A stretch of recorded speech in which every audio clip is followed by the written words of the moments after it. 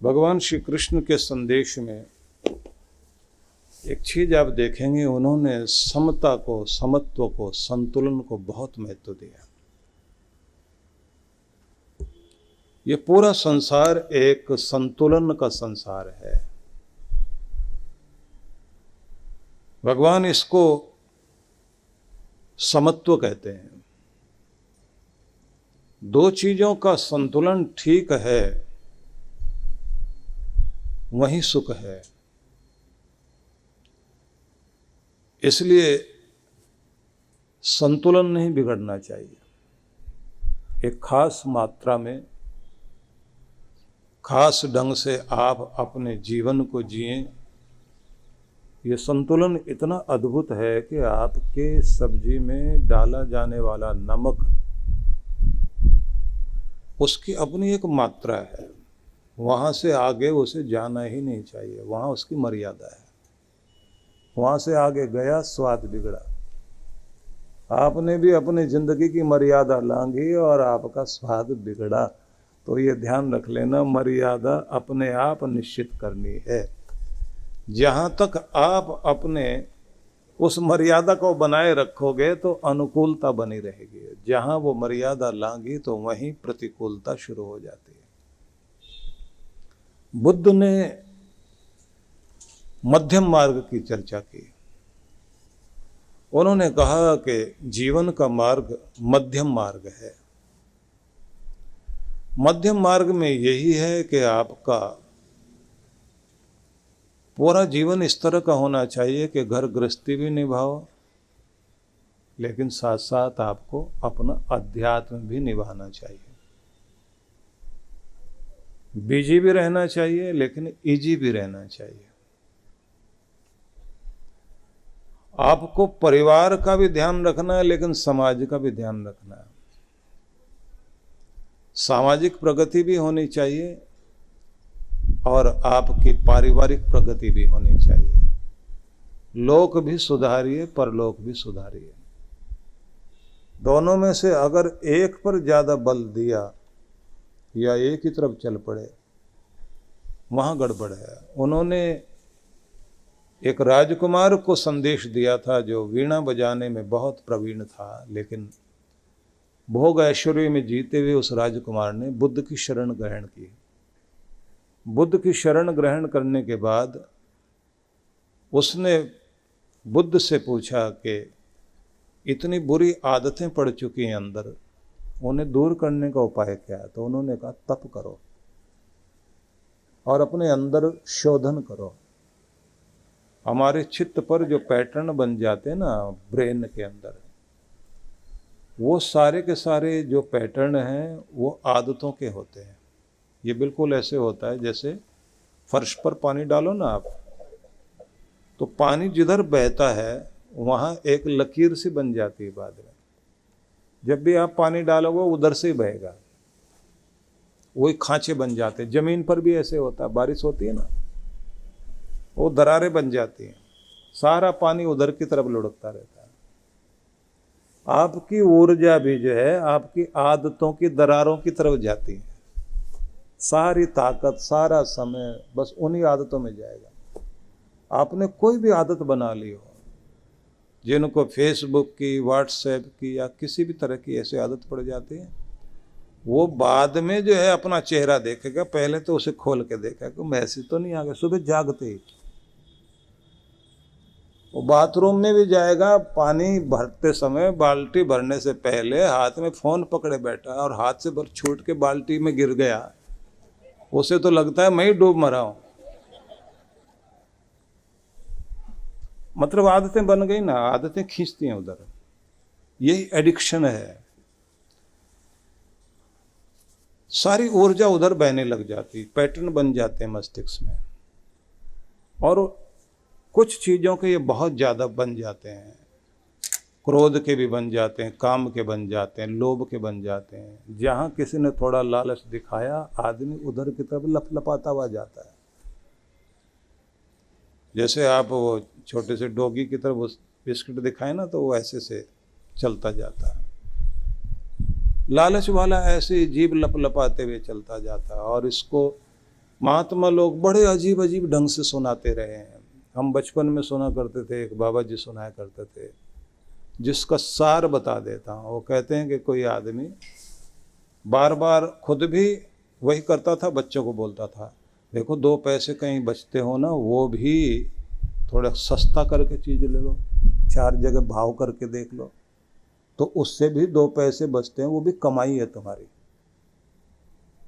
तो उसके पिताजी उसको समझाते थे कि ये तो ठीक है, लेकिन लालच में इतने मत पड़ जाओ कि गड्ढे में ही जाके गिर जाओ। बचाना ठीक है, लेकिन अपने ऊपर भी खर्च करो, अपने बच्चों पर भी खर्च करो। इतनी कंजूसी, हर समय पागलपना रहता है तुम्हारे अंदर। ये धन तुम्हारे लिए है कि तुम्हारी जिंदगी धन्य है वो, लेकिन धन के लिए तुम नहीं हो। शरीर के लिए चीजें हैं, शरीर को खराब करके तुम इधर भाग रहे हो। अब घर में पूजा थी, पंडित जी ने एक दिन पहले बता दिया, नारियल सुपारी ये सब चीज़ें लानी है, थोड़ा ताज़ा मिल जाए तो बहुत अच्छा। अब वो ताज़ा लेने के चक्कर में पहले तो मार्केट में गया, कहाँ सस्ता मिलेगा, 20 दुकानें ढूंढ ली।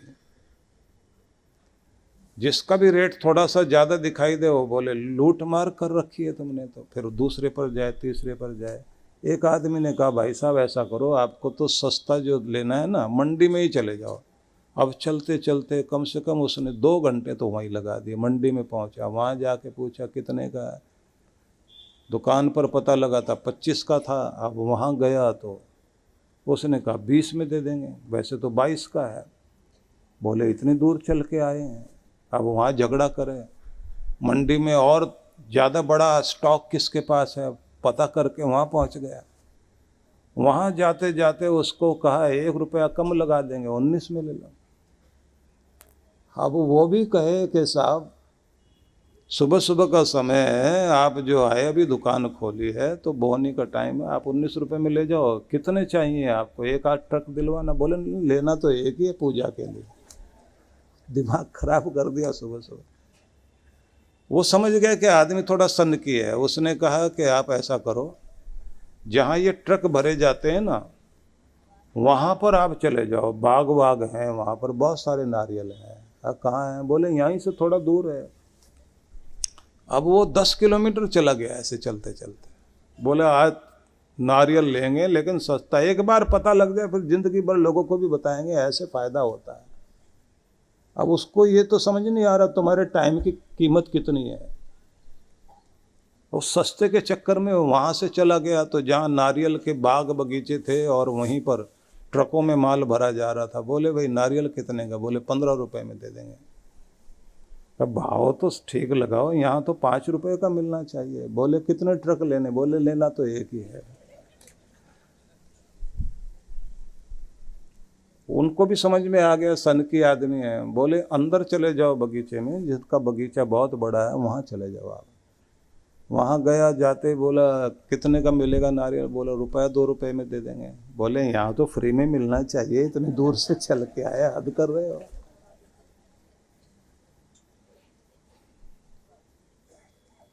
बोले अगर मैं यहाँ चढ़ के तोड़ूं तो?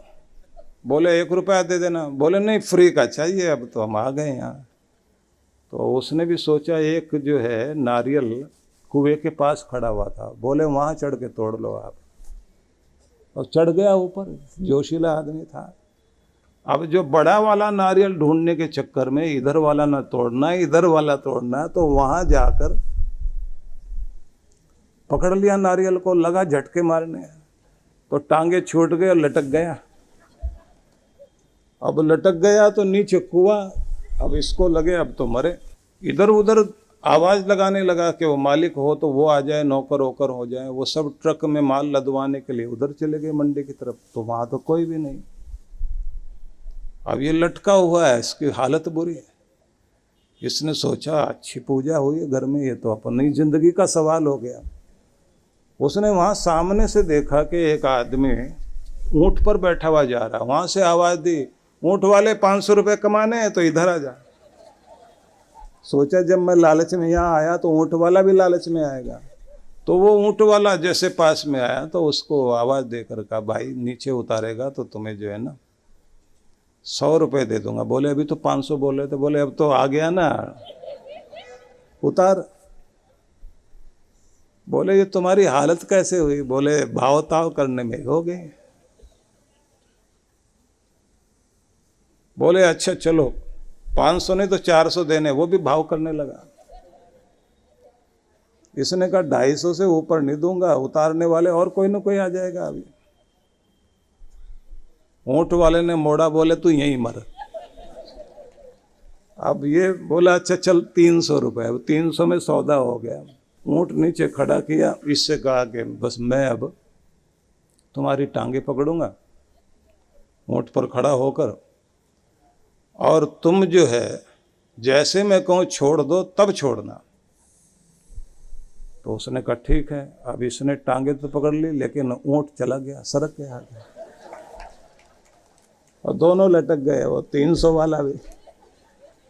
और जिसको फ्री में नारियल लेना था वो भी लटका हुआ,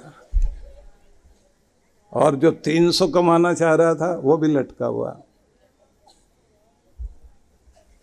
अब वो ऊपर वाला कहता है तुम लटके हुए हो तो एक बात बताओ, जमीन कितने नीचे दिखाई दे रही? बोले नीचे तो कुआं दिखाई दे रहा है। अब बचने का कोई उपाय नहीं। बोले ढूंढो कोई और ऐसा ही मिले। तो सामने से कोई घोड़े वाला जा रहा था। दोनों ने आवाज दी 500 500 दोनों देंगे, 1000 रुपए कमाने हो तो आ जाओ इधर। उसने भी देखा इधर से कौन पैसे कमाने की बात कर रहा है, तो वो घोड़ा मोड़ के लेकर आया। तो जैसे ही वो लेकर आया तो इन्होंने कहा 250 रुपये देंगे, नीचे उतार हमको। तो उसने तुरंत घोड़ा वापस मोड़ लिया और उसने कहा कि यहाँ भी भाव ताव करते हो, 2-2 हज़ार रुपये लूंगा दोनों से।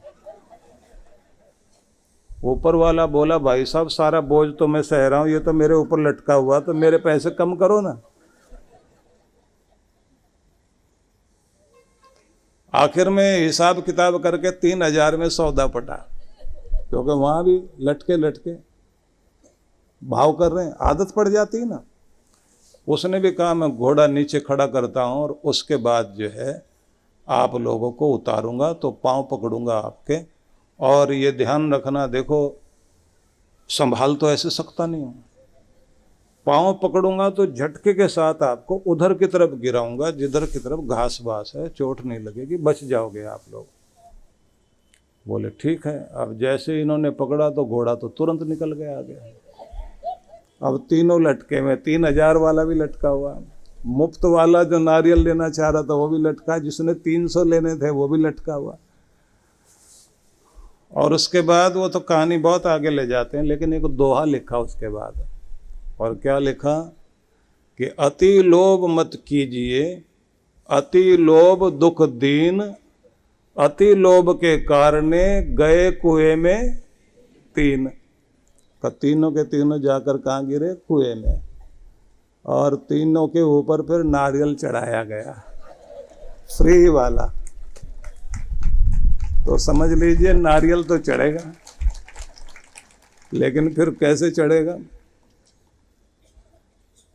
अच्छा यही है कि जिंदगी में संतुलन बनाया जाए। संतुलन है तो जीवन सुख में रहेगा। लालच की भी अति, क्रोध की भी अति, काम की भी अति, जिस चीज की भी अति आप करते चले जाओगे वही चीज आपके लिए दुखदाई हो जाएगी। और जहां आपने बैलेंस बनाना शुरू कर दिया, बस वहीं आपकी जिंदगी में सुख आना शुरू हो जाएगा। इसलिए भगवान कृष्ण कह रहे हैं समत्वम योग उच्यते। तुम्हारी जिंदगी का योग, आनंद योग मतलब जीवन के आनंद से जुड़ना है, तो संतुलन बनाना सीखो। क्योंकि थोड़ा बहुत तो काम क्रोध लोभ मोह रहेगा, बस उसका रूप बदल देना है। क्रोध को मन्यु के रूप में बदलना है। मन्यु जो है तो वो भी क्रोध है। अन्याय के खिलाफ जोश आए आपके अंदर और उसे दूर करें, अत्याचार को मिटाएं, बाधाओं को हटाएं, अपनी गरीबी से लड़ें, अपनी बीमारियों से लड़ें। वो जो जोश है आपका वो मन्यु है। अपने बच्चों को गलत तरफ जाने से रोकें।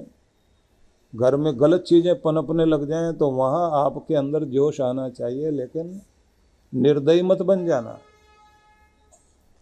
जब किसी छोटे से बच्चे को भी माँ रोकती है ना, भले ही एक उंगली से, पूरा थप्पड़ न लगाकर एक उंगली मारे, वो रोकती है।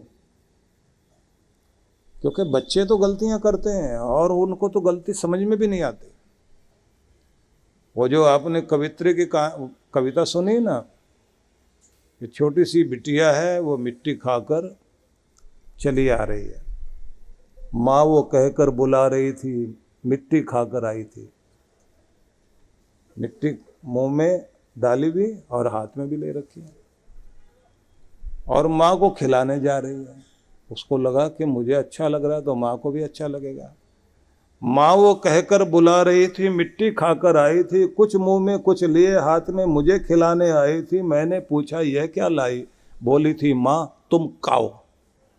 महाराष्ट्र के थाने में गुरु कृपा के 25 वर्ष पूर्ण होने के उपलक्ष्य में परम पूज्य सद्गुरुदेव श्री सुधांशु जी महाराज के पावन सानिध्य में प्रसाद भक्ति सत्संग कार्यक्रम की रूपरेखा दिनांक 5 से 9 मार्च 2025, समय शुभारंभ 5 मार्च सायं 5 से 7 बजे, 6 से 8 मार्च प्रातः 9 से 11 बजे, सायं 5 से 7 बजे। 8 मार्च मंत्र दीक्षा कार्यक्रम प्रातः 11 बजे। स्थान रेमंड ग्राउंड, JK ग्राम, कैडबरी के सामने, पोखरण रोड नंबर 1, थाने पश्चिम। विशेष कार्यक्रम 9 मार्च प्रातः 10 बजे, वरदान लोक आश्रम, काजूपाड़ा, घोड़बंदर रोड, थाने पश्चिम। आयोजक विश्व जागृति मिशन, थाने मंडल। संपर्क सूत्र। आप सपरिवार सादर आमंत्रित हैं।